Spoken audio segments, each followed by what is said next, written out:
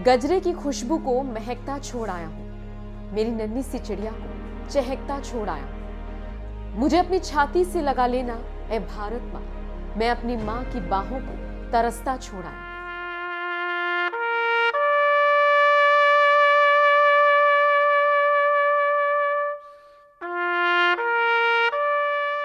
नमस्कार, मैं हूं आपके साथ नम्रता।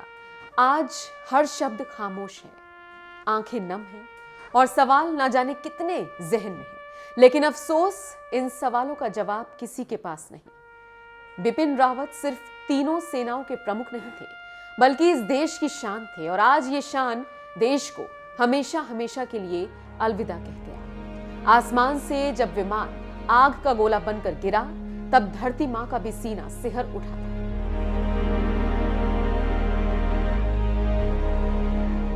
खैर, बिपिन रावत और विमान में सवार उन तमाम जवानों की शहादत ने दिल को अंदर ही अंदर झकझोर कर रख दिया।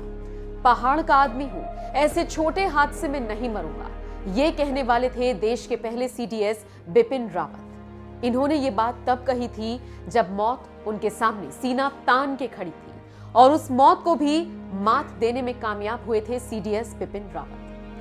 पूर्व आर्मी चीफ और देश के पहले chief of defence staff Bipin Rawat के हेलीकॉप्टर हादसे की खबर मिलते ही देश भर में उनके जल्द सेहतमंद होने की दुआएं की जाने लगी। पूरा हिंदुस्तान उनके जल्द स्वस्थ होने की दुआ कर रहा था, लेकिन अफसोस ये दुआएं काम नहीं आई। आपको यहां बता दें, इससे पहले भी बिपिन रावत विमान हादसे का शिकार हो चुके थे, लेकिन उन्होंने मौत को पलक झपकते ही मात दे दी थी। बता दें, उस वक्त बिपिन रावत लेफ्टिनेंट जनरल थे और फौज की नागालैंड के दीमापुर में मौजूद 3 कोर के हेडक्वार्टर के चीफ के पद पर तैनात थे।